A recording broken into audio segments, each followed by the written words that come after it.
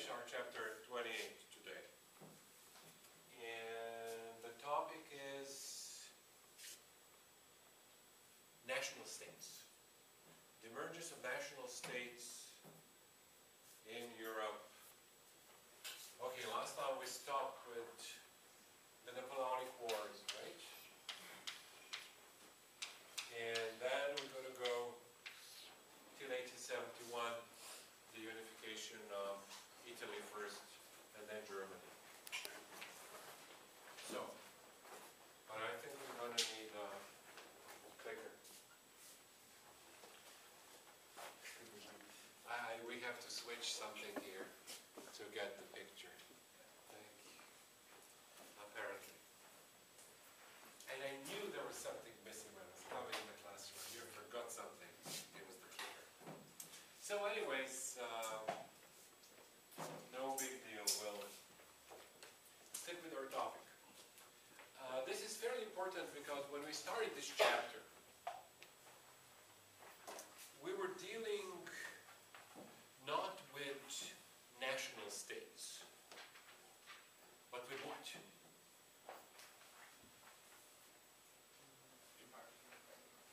Empires. What's the difference between an empire and a national state?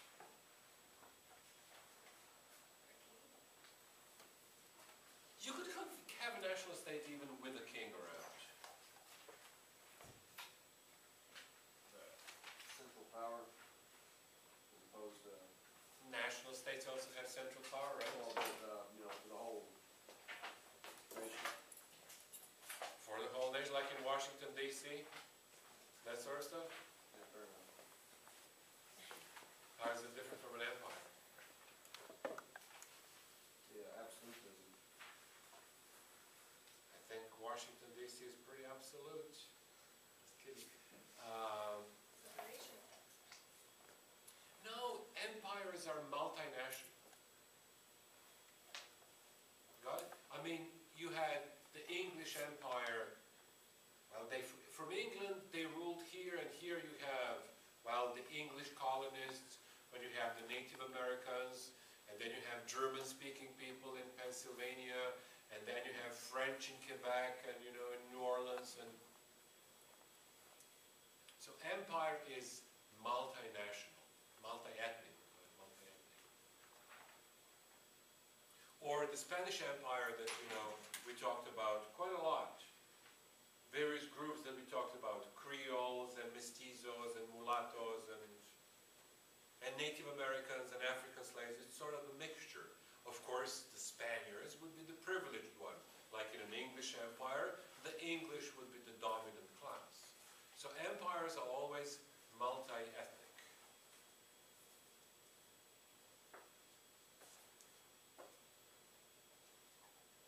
Plus, the stuff that you guys were going on with the type of government in terms of monarchy. Before these revolutions, monarchs, kings, saw their states as a family business, in a way. They thought, you know, that the state belongs to them. And of course, there are these people who live there, but who are there to serve them. They're clearly subordinate. And if you look at the whole of 19th century, one Spanish philosopher, historian, called the 19th century rebellion of the masses, or, you know, we would say today probably rebellion of the people. But you had a situation in terms of class structure. Then you had the nobility, which was about, I don't know, 3% of the people. 5. If you include the lesser nobility. And then the rest were the people, 97%.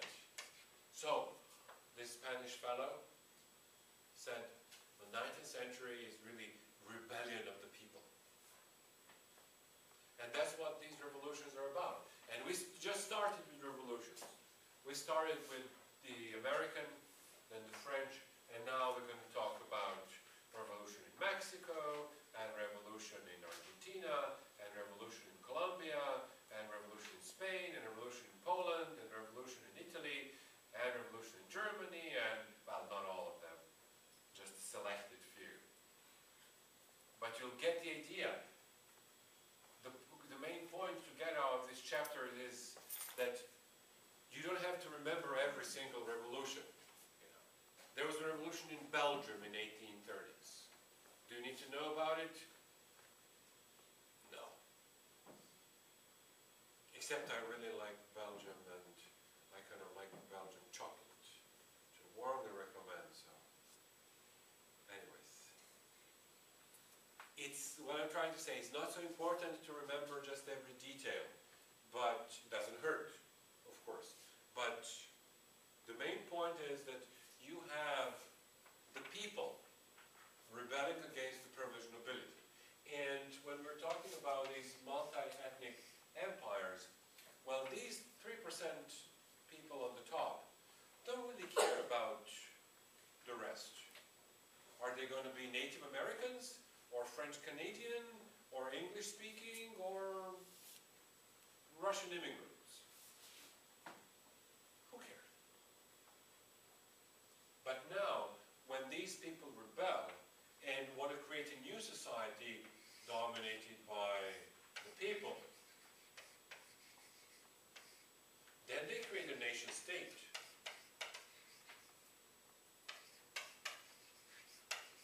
In which everybody is supposed to be equal.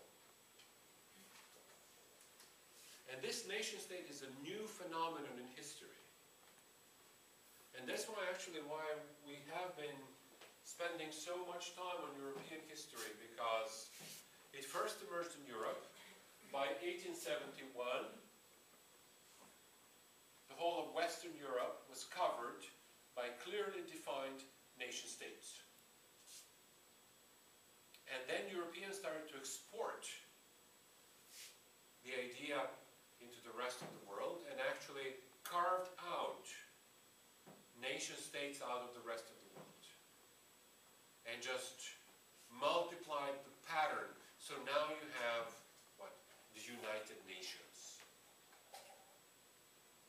Which are not united at all, but, you know, be that as it may.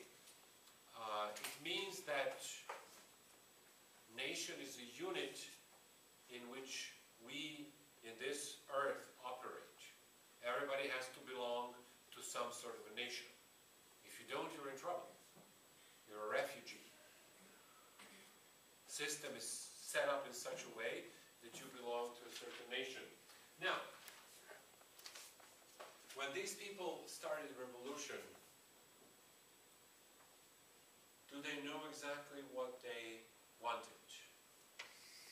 Actually, they didn't want a nation state.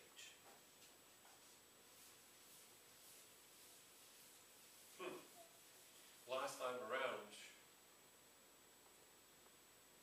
we stopped with Napoleon.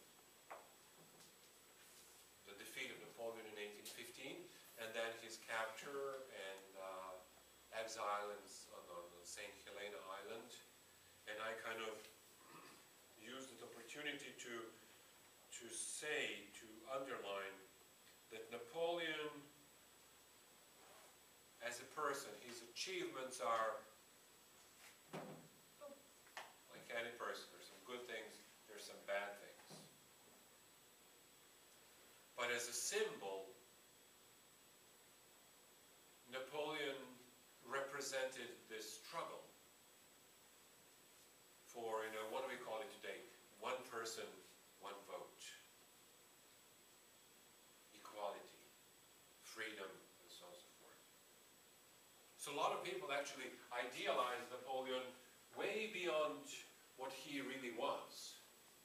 And that's what happens with symbols, you know. Symbols just become symbols. They have life of their own, regardless of what they are in reality.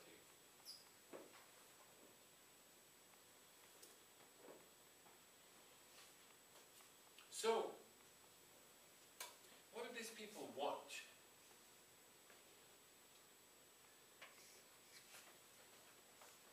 start with a couple of important elements that define the nation state.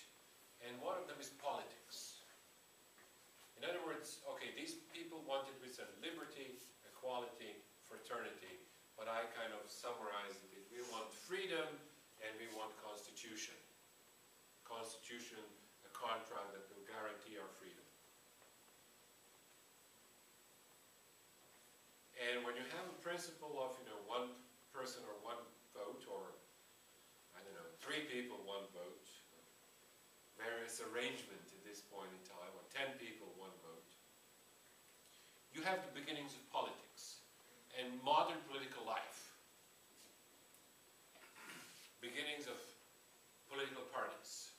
It starts simply from the revolution, American or French. We had the Republicans and the monarchists, the royalists. Let's call them the royalists.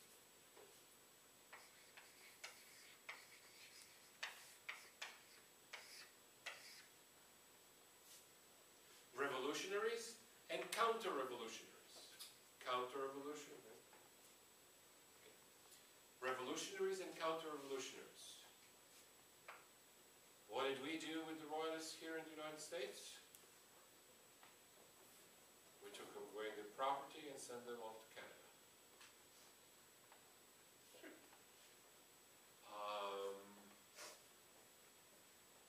That's why Canada is still today a monarchy.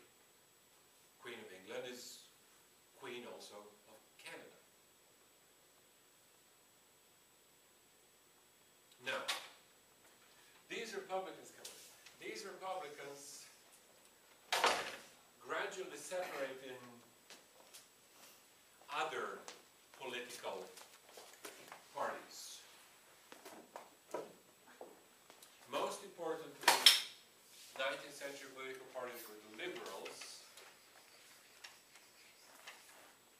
and socialists.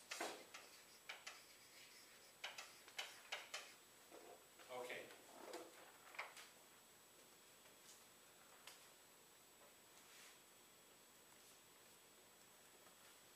What's the difference between the two? I have to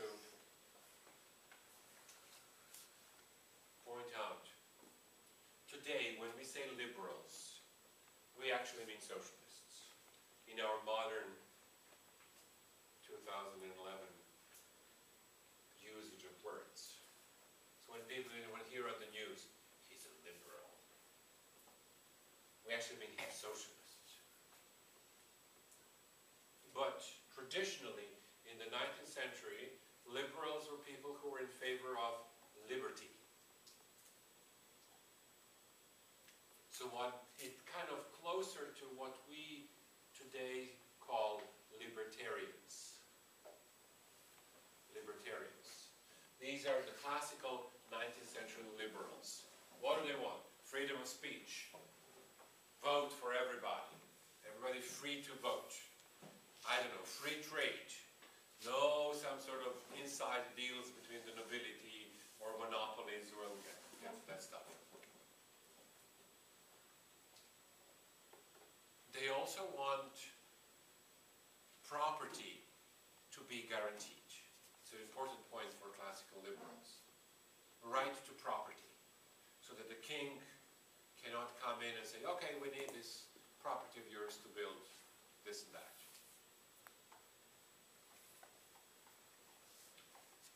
Socialists are a little bit more complicated. They start slowly. Already in the French Revolution there were some socialist groups, and it's sort of dirty word here in American politics. But in the 19th century, their ideals and ideas were fairly simple. They start with the idea of equality. If you have those key words, slogans of the French Revolution, liberty, equality, and brotherhood. Liberals emphasize liberty, and socialists emphasize, in this period, it's more a difference in flavoring. Equality. Now, equality is a very tricky word. It could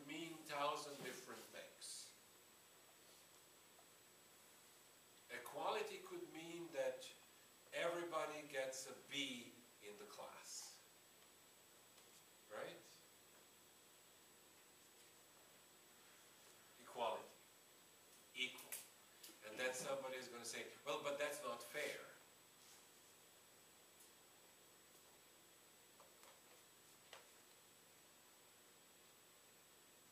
So, one way to imagine a society of equals would be, okay, everybody gets the same, we all, pretty much need to eat about the same amount. Okay, we'll give a little more to those people who are over 200 pounds, like myself, and give a little less to the people who are, under 100 pounds. But what else do you need in life? Food. And then what else? I'll give you a car, maybe a Chevy. Fancy stuff. Although Chevy's now becoming very fancy. Anyways. So, one way to imagine equality would be just level it completely. But then, some people are going to say, well, we need equal pay for equal work. Not that everybody gets a B in the class, but those who work harder, they get an A, and those who work less hard, they get a C. But the principle would be, the more you work, the better grade or the better pay you get. There will be a principle of, equal work for equal pay. Are we there yet? Who knows? I don't think so. But there are differences in our society between, I don't know, how much men and how much women, today being the International Women's Day, right? There's a difference between how much men and how much women make for the same work. Is that equality? No. If you ask for that sort of equality, does that make you a socialist?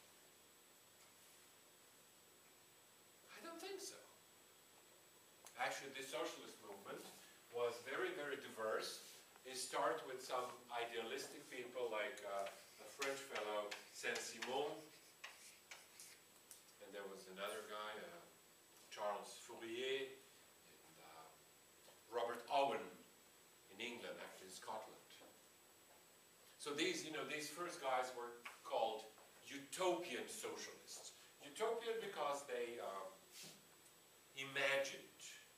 Utopia is a Greek word that means no place. It literally means such a place that doesn't exist. It's a place of your imagination. How do you imagine your, ideal world? And, these people try to imagine, what would it be like to live in a society where everybody is equal? But, this will do for us for now, because we'll get to these issues in the next chapter when I start talking about industrial revolution. We have one more political party to add to this list. The liberals and socialists, royalists didn't just sit there on the fence, so to speak, and wait for the revolutionaries to come and take care of it. Even more than that, they actually developed their own politics, thing that we call ideology. Ideology would be a summary of political ideas. What do you want society to look like, right? Repeat that? No? Ideology is the sum of political ideas. How do you want a society to look like? What do you want? I want free bananas for breakfast for everybody. It's an ideological statement, because somebody's going to say, I don't want bananas, I want cereal.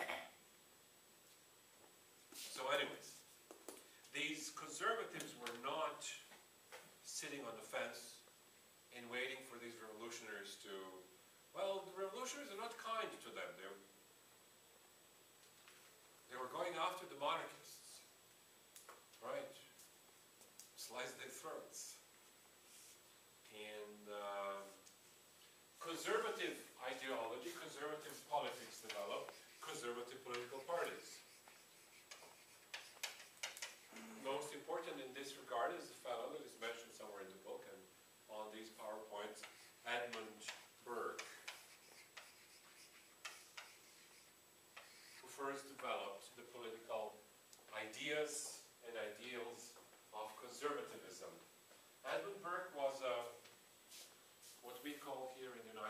Scotch-Irish, but in England they call them Anglo-Irish. That means that he was from Ireland, but he was Protestant. English, he was a philosopher, a politician.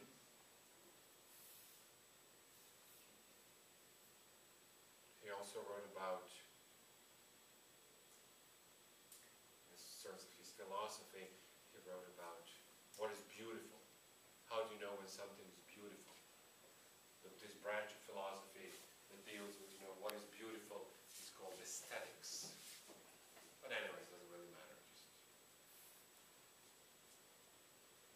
But in terms of his political ideology, he said, look, all this stuff that these revolutionaries want might in the end be great.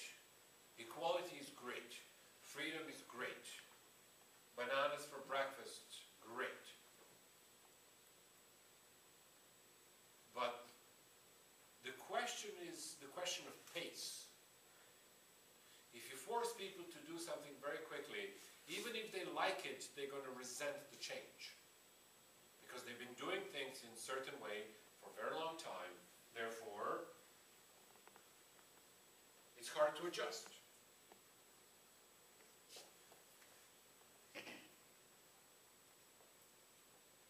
It's sort of like quitting smoking. You know that it's good for you, but it's hard to adjust. So he said, change, yes, somewhat, little change. But that's the key, little and slow pace. Don't rush. Don't give the vote now to everybody, but little by little. First give to 1 in 10 people the right to vote. Then raise it up to 2 in 10. Then go to 3 in 10, and gradually, let people adjust to the change.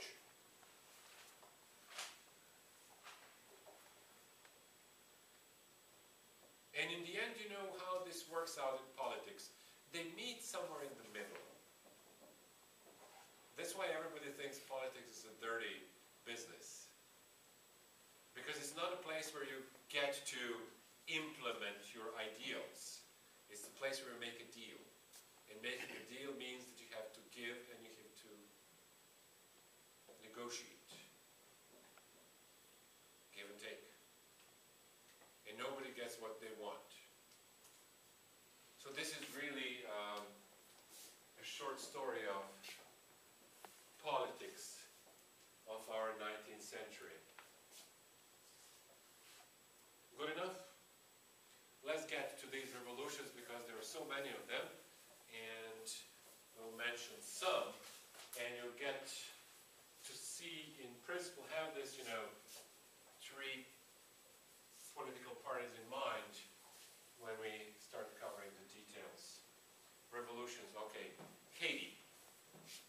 Haiti.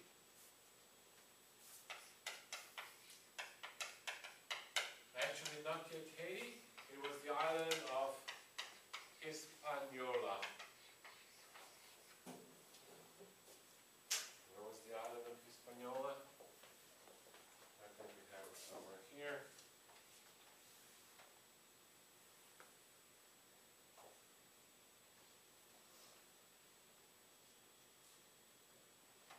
Okay.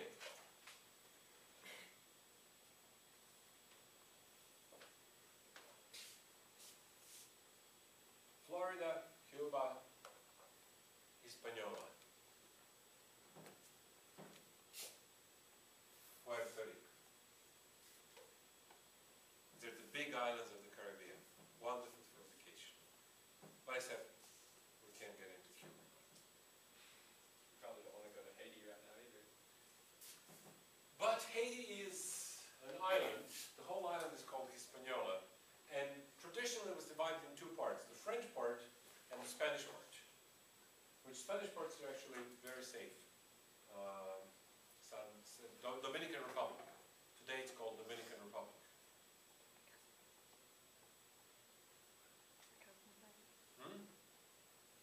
I have a cousin that's in the Dominican Republic. You've been there? My cousin's there right now.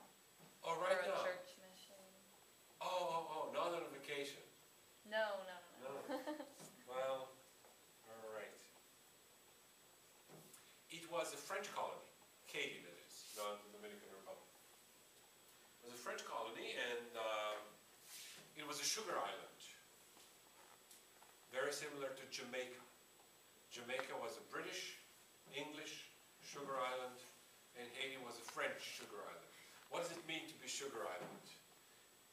They harvested sugar. Harvested sugar, sugar cane. There's sugar cane plantations. And Haiti supplied, I don't remember the exact number, but it's in the ballpark of 80% of French sugar. There were a couple of other islands that provided the rest. Also in the Caribbean, Martinique and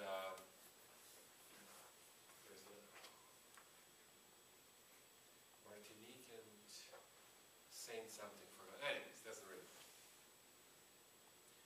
So it was an extremely valuable asset for the French state,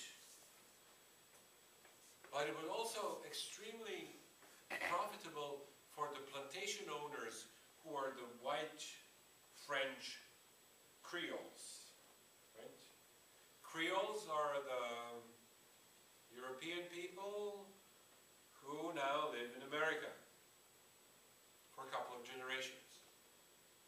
There were also what the French called the gens de couleur, or the people of color. Now, it has a little bit different meaning in Haitian society. Those were the free blacks. The free blacks. And then there were African slaves that were brought, from Africa to work on these. Where was it? Brazil. There it is. Gens de couleur. It's something that existed not only in Haiti, but existed also in Louisiana, in New Orleans. To a great surprise of many Southerners who, Southern plantation owners would usually go to New Orleans to gamble and do some other things. And they would get into New Orleans, which was a French city, and they would find these free men of color who were not slaves. And they're really surprised to see that. So, three groups of people in Haiti: the white plantation owners French, the free people of color, who actually sometimes owned slaves themselves, and plus the slaves. And this whole business of Haitian revolution starts with these free people of color who said, okay, we have these declarations of what was in France that the French National Assembly passed, the Declaration of the Rights of Man and Citizen. We want rights. We are free men. Can we have the rights? And actually the French National Assembly agreed, yeah, you should have the rights. You're a free man. But it did not abolish slavery. So there was a fellow who was actually Jamaican, came from Jamaica originally, but his name was Bookman, trying to do the Jamaican accent here, Bookman. I don't know, nobody knows kind of where did this come from, was he like a bookman? Some people say, because he was also a religious figure, kind of like a priest. He dealt with the books. And he organized the slave rebellion. In particular, most slaves in Haiti were from West Africa, and they brought with them their own traditional religion, which we call today what?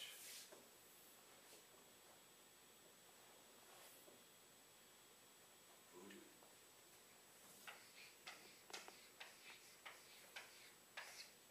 Voodoo. Now there's a lot of real nonsense, written about voodoo.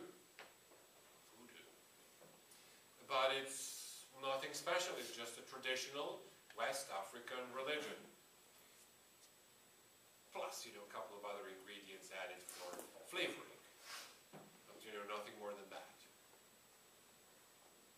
A little bit of, Catholic saints just put it's mostly, 90% traditional, West African religion.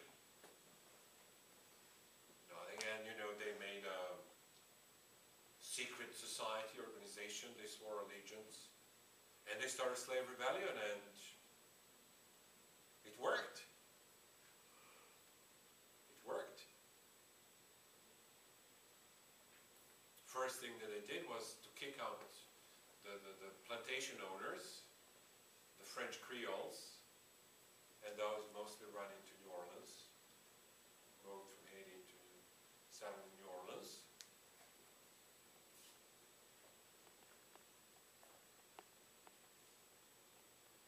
And then there was Napoleon.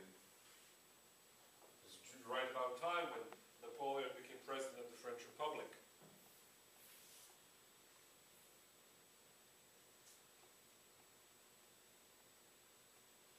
And he sends an army, French army, to crush the rebellion and take Haiti back.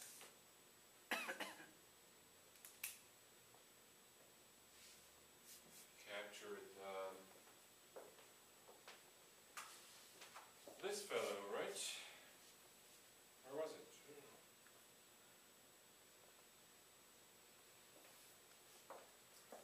Louverture became the leader of the rebellion.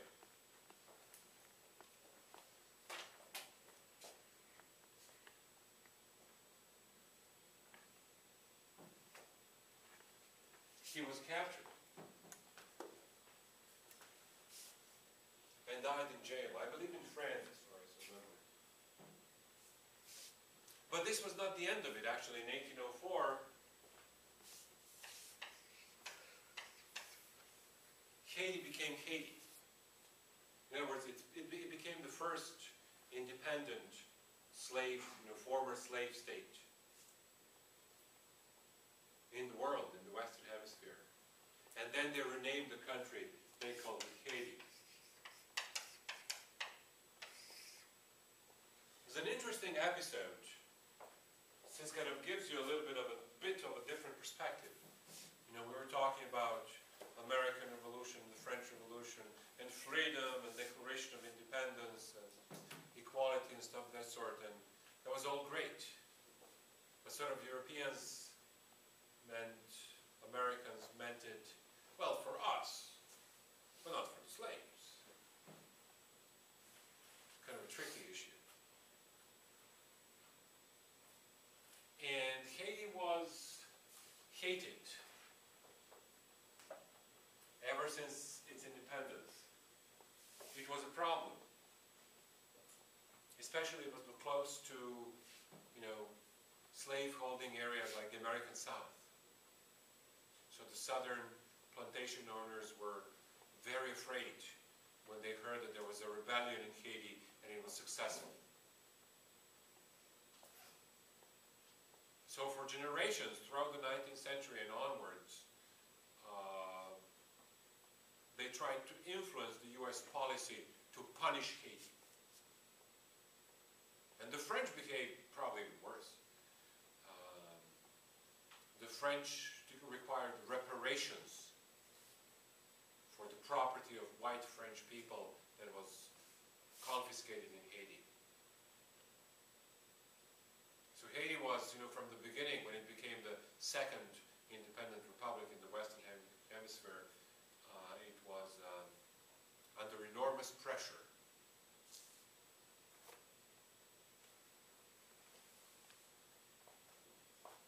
Great disadvantage. It's a place that doesn't have a happy history.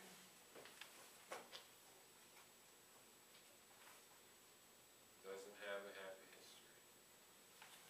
But we need to move on from Haiti to other revolutions. Okay, this was one. You want more? Or maybe you don't, but we have to. More revolutions. Mexico.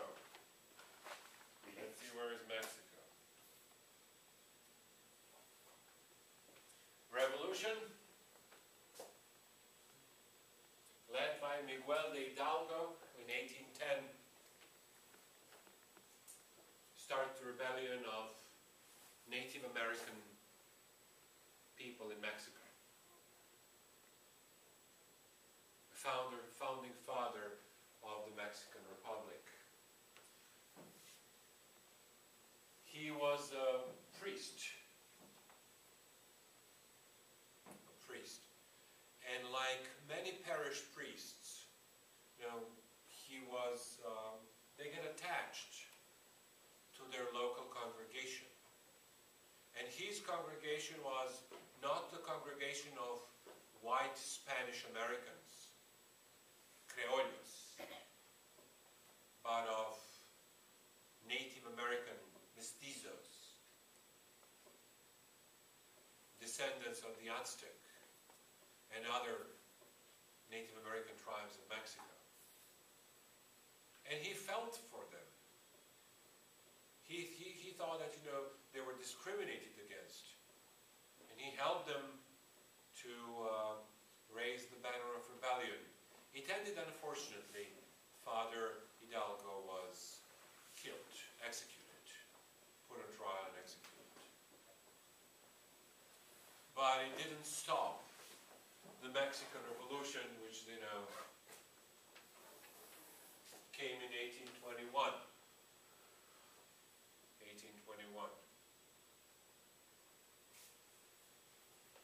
Other revolutions.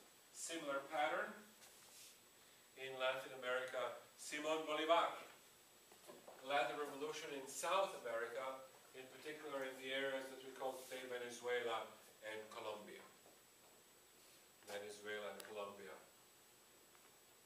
Bolívar actually lived in Europe for some time and was infected, so to speak, by these ideas of the French Revolution and the American.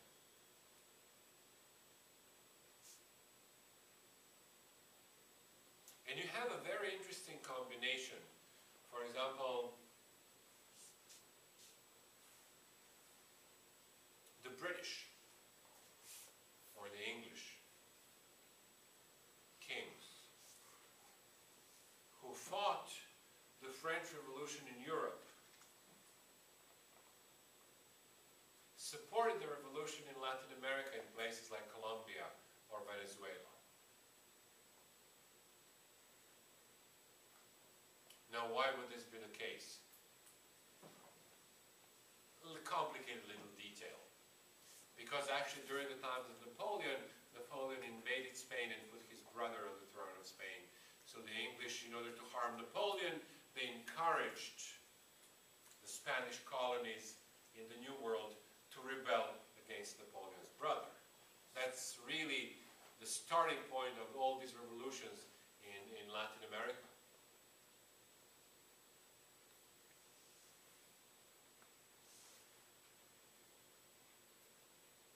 Bolivar's ideal was to create United States of Southern America, what he called the Gran Colombia. Is it here? No?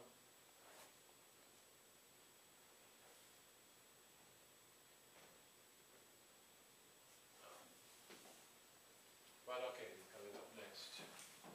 And other rebellions in Argentina and in Chile.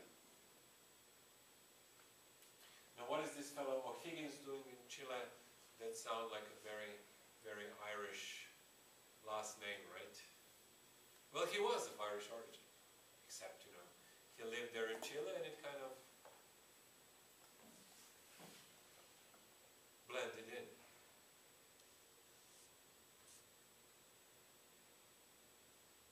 So far, so good. We have Haiti, we have Mexico, we have Colombia, we have Argentina, we have Chile. You want more revolutions? There is more. There is more. Okay, let's get to some European revolutions. Got a map of Europe.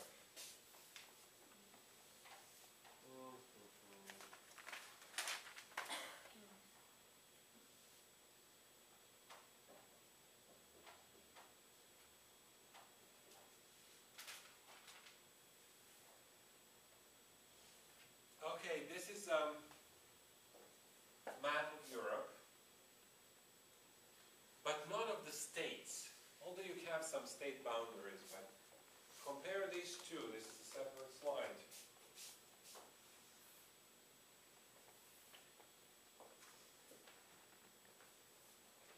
This is map of Europe after Napoleonic Wars, after 1815. And the most important thing to notice about this map is that there are really no national states around there. Well, I don't know, France, England, or United Kingdom are sort of national states. Although, United Kingdom is a state for the English and the Scottish and the Welsh and the Irish. Spain. Okay, let's call it a national state. But what about this stuff here? The German lands, there is no Germany. There is no national state for Germany. There were like hundreds of these smaller states. The largest of them were Prussia, with the capital city Berlin. Berlin is the capital of Prussia. Bavaria, here another big one. Prussia was Protestant, and Bavaria was Catholic, by and large. But then we have Italian states here, divided into Kingdom of Piedmont, around the cities of Torino and Milano, in the north of Italy. And then the Republic of Venice, over here, and the Duchy, the Grand Duchy of Tuscany. Well, what does Grand Duchy mean? It doesn't have a king, it has a Grand Duke. A little bit lower rank. Okay. Then you have the Papal States. The Pope was, and still is, the religious leader of hundreds and millions of Catholics all over the world. But at this time, in Italy, he was the king of the Papal States. And then you have this kingdom of Two Sicily, which was actually ruled by a branch of the Spanish royal family. Sort of more like under Spanish influence. So there was a mess. And then you have these big states like Russia, Empire of Austria, or the Ottoman Empire that we talked about. They're all nicely colored in green and, whatever this color would be. But when you look at the population living there, you begin to see anomalies. Well, here we have Italians, but they live in 7 different states. And here we have Germans, but they live in 200 different states. Whereas here in the east, the Austrian Empire, you have the Austrians, then you have the Hungarians, and then you have the Czechs. Enough. You have other people, the Serbs and the Croats and the Slovaks and the Romanians. Okay. Let's stick with 3. The Austrians and the Hungarians and the Czechs.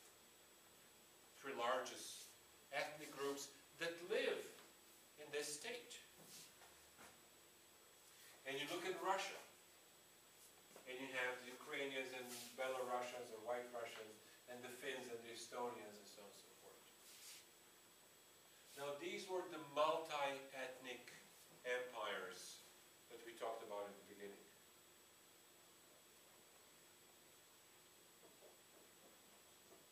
So, you have 2 processes going on at the same time. These people, like Italians and Germans, are going in the direction of creating a national state. And that meant breaking the small regional territorial states and crushing them into a big pie.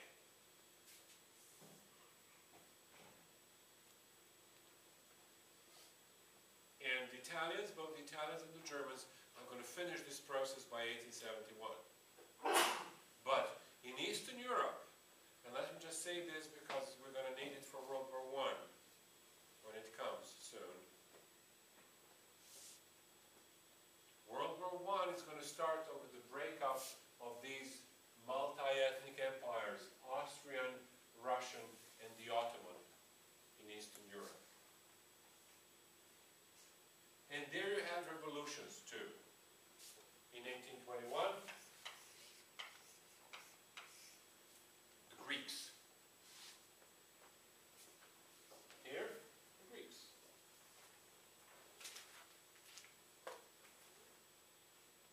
Rose up in a rebellion against the Ottoman Sultan. A huge multi-ethnic state. This presented a particular problem for the European great powers.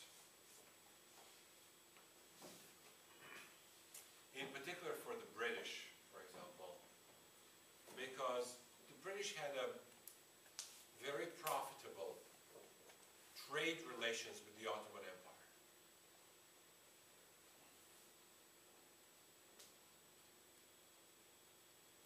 They traded in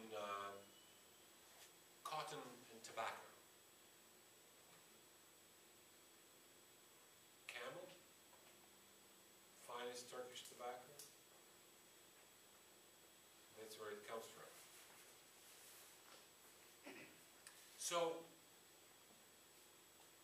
from the money point of view, from the economic point of view, the British had interest in keeping the Ottoman Empire alive, because they had the deals with the Ottoman sultans, and it was a very profitable relationship. But the public opinion in Britain or in France, for example, supported the Greeks, who were Christians, and a lot of people felt, they were suppressed in the Ottoman Empire, and they were.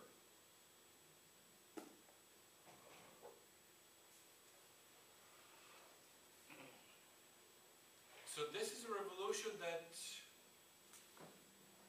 for the Greeks, it was obvious.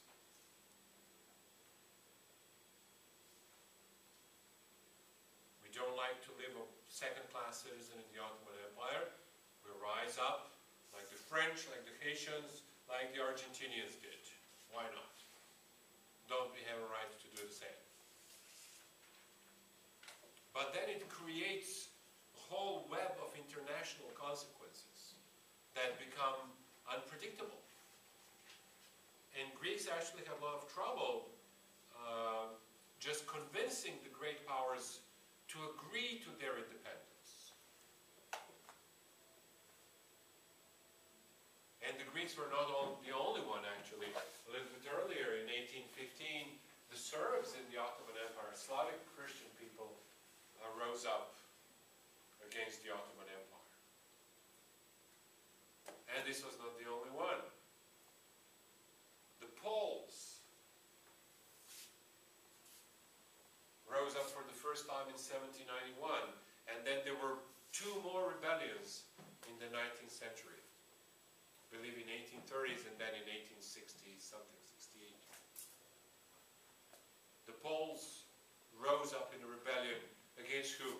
Against the Tsar of Russia. Even the most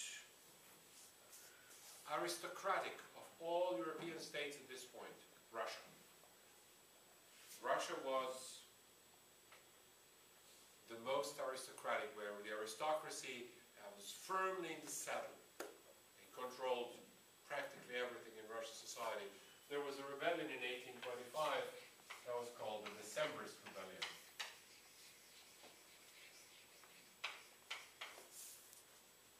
Decembrist Rebellion.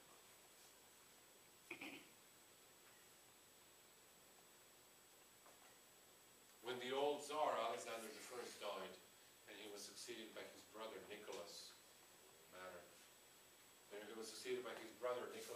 and officers of the guard in St. Petersburg, Russian capital, they rose up, and instead of, when they were about to take an oath of loyalty to We are not taking an oath of loyalty unless you give us a constitution. That's what the Decembrists or Decembrists wanted. They were killed. And those who were not killed were sent not to tropical islands but to Siberia for extended vacation. But actually, you know what, it has some influence for, you know, for Russian history that when these officers were sent over, those who were not executed, were sent over to Siberia, their wives went with them voluntarily. Which is actually something that kept this revolutionary movement growing in Russia. Because their wives said, you know, tell me why that's standing by your man. That's her. But not in the Kunas. Now, the year of 1848 is a big one. It's sort of similar to the year that we're living through now, year of 2011. Right? Why do I say that? It was the year of revolutions everywhere.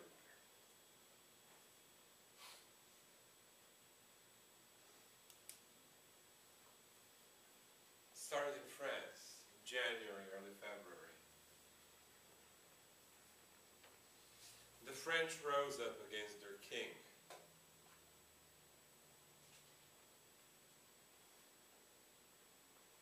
The king again went into exile. And then the French proclaimed the Second Republic.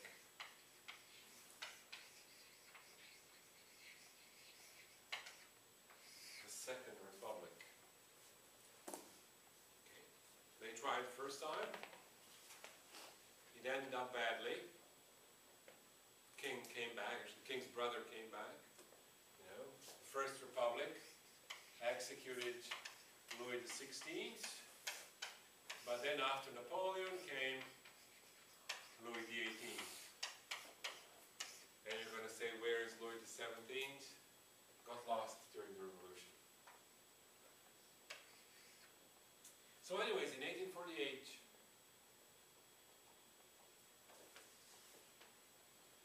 Rebellion in Paris introduces Second Republic, but it unleashes an avalanche of revolution all across Europe. So that's why I compare it to this year of 2011, where it started in Tunisia, right? In the Middle East. And then it keeps rolling, and we'll see what's going to happen till the end of the year. Where it's going to end. Revolutions are contagious, apparently. I don't know why.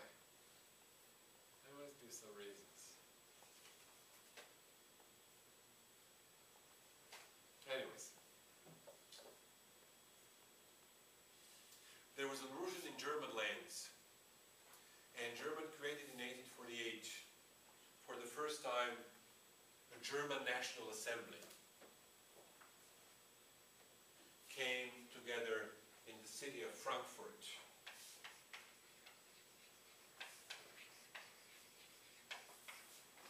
Frankfurt in central Germany.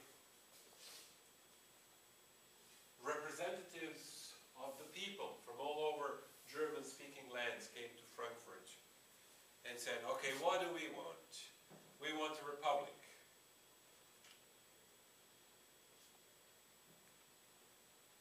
They said, okay, if the French had one king and they had real problem keeping up their republic, we have 20 kings in Germany. Well, they pretty much concluded very quickly at this National Assembly in Frankfurt that they're not going to get a republic. They're not going to get a republic. So what next?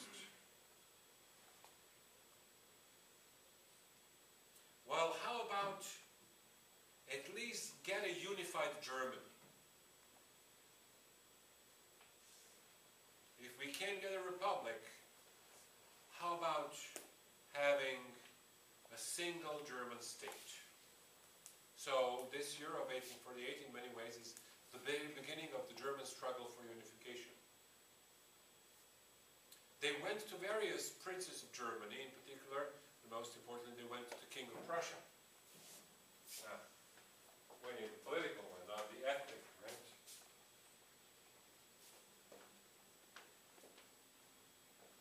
And they ask him, well, Your Majesty, King of Prussia, would you like to be the emperor of all the Germans? And he told them, no way. Actually, he told them, what was it, John? I am not receiving my crown from the gutter. Remember that? That's what he said. They were saying that, I'm not getting my crown, my position of king or emperor from you people. You don't have the right to give me. But they softened eventually, the kings of Prussia. Oh, before we finish that, there is one more revolution in Italy. Also 1848. Most important was the Roman Republic. Roman Republic.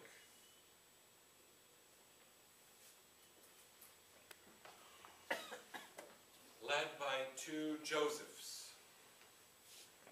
Or in Italian, Joseph is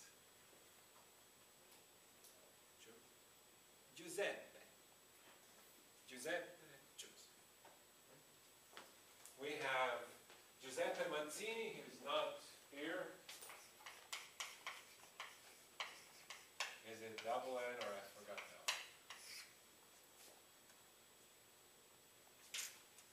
And Garibaldi.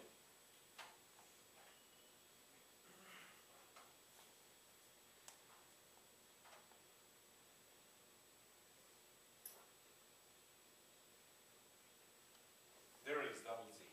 Sorry.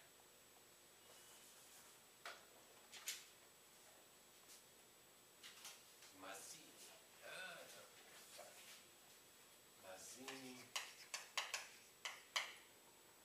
And then Garibaldi. Well, you have it here, right? Giuseppe. And where is Garibaldi coming up? Here. Giuseppe Garibaldi. So we call them two Josephs.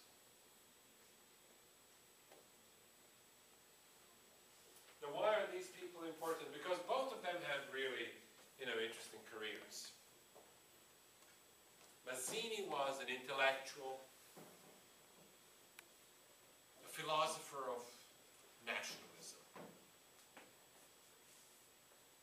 And he organized the Republican uprising in Rome against the Pope. And that got everybody's attention fairly quickly. It's the Pope. And suddenly, you have these revolutionaries going around Rome, and they proclaimed the Roman Republic.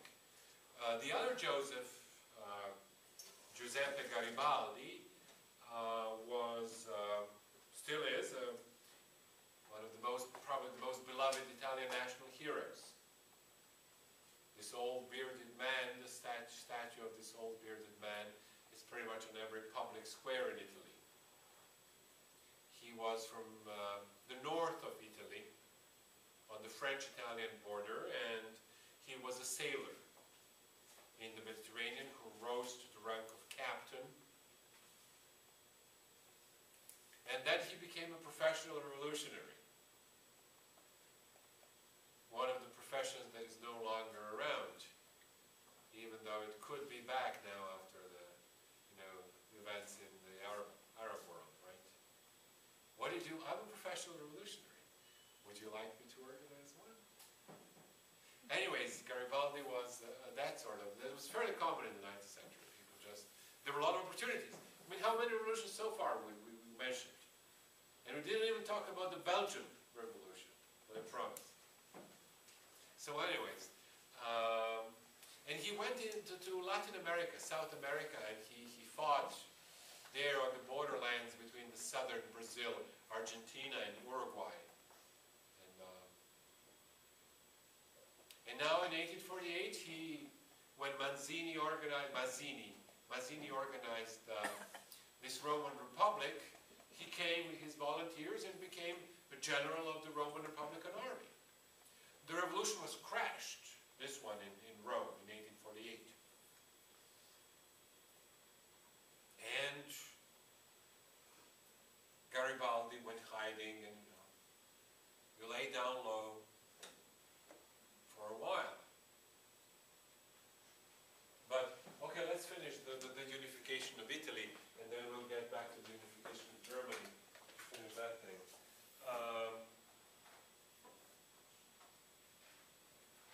In 1861,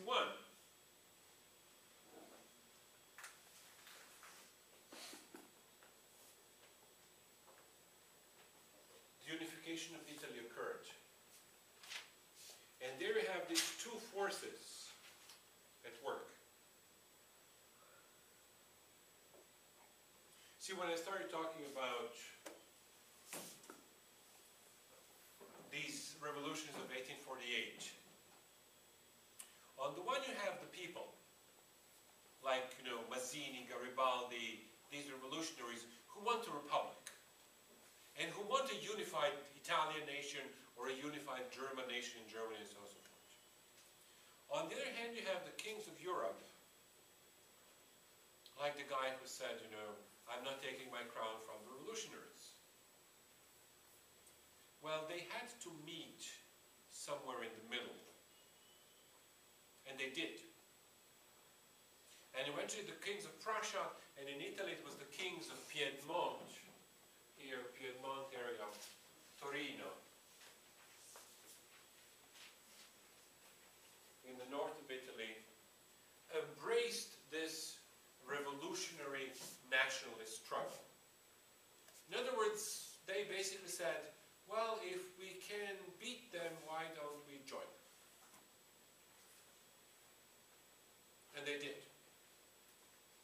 And in 1871, actually, the troops of the Kingdom of Piedmont moved into central Italy, and while at the same time Garibaldi and his volunteers, the red shirts, landed in Sicily and started liberating the southern parts of Italy. And the two of them met outside of Rome. On the one hand was the king of Piedmont, Victor Emmanuel. Victor Emmanuel. On the other side was Giuseppe Garibaldi. There were two different people, two different ideologies. One was a king and one was a revolutionary. And then Garibaldi yielded, said, okay, I liberated the south of Italy, so I hand it over to you, and you now be the king of the whole Italy. So that's the compromise that came between the Republicans and the kings of Europe. That compromise we call the constitutional monarchy, right?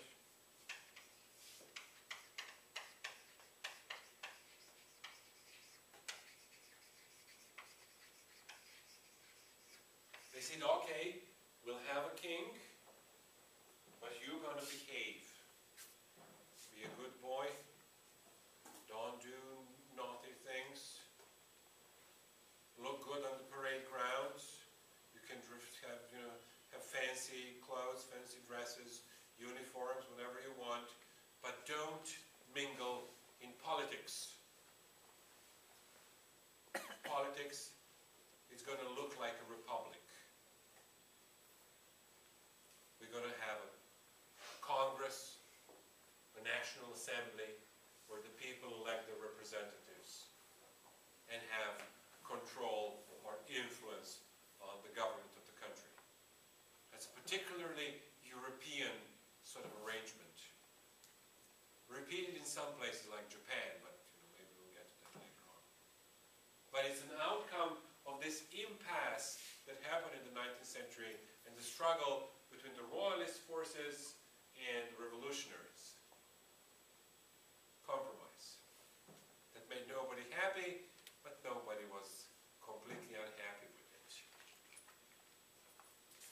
story repeats itself in Germany.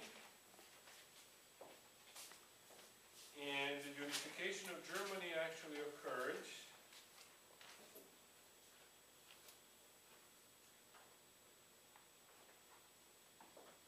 in 2 steps.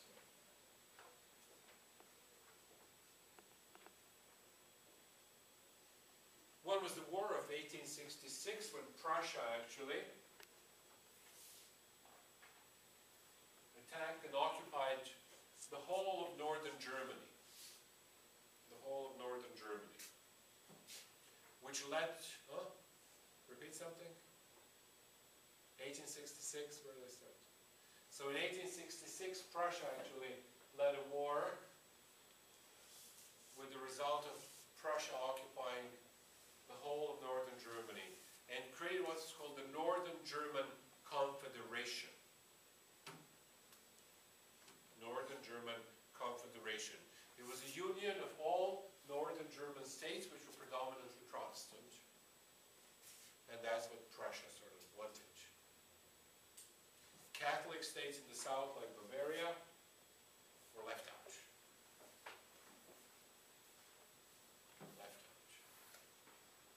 So first you have this sort of a Protestant union of German states called the Northern German Federation. And this began to worry France. And it's one thing to have on your eastern border a bunch of smaller German states.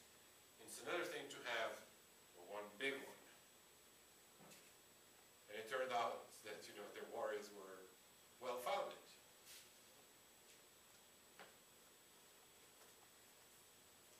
So the French actually started to stop German unification, but didn't work.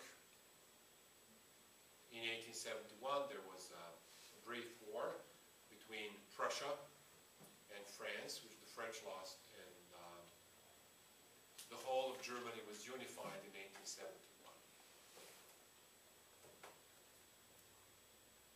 So, this concludes the story of the emergence of national states in Western Europe. Now you have Italy, Germany, France, United Kingdom, Spain, and so on and so forth. The story will continue in the next chapters when we start talking about World War I, because you have an unfinished business in Eastern Europe. Austria, Ottoman Empire, and Russia. And that's where World War I started, over the same issues of creating smaller national states out of these larger empires. But we talk about it when we get to World War I. So that's it, and see you then on Thursday.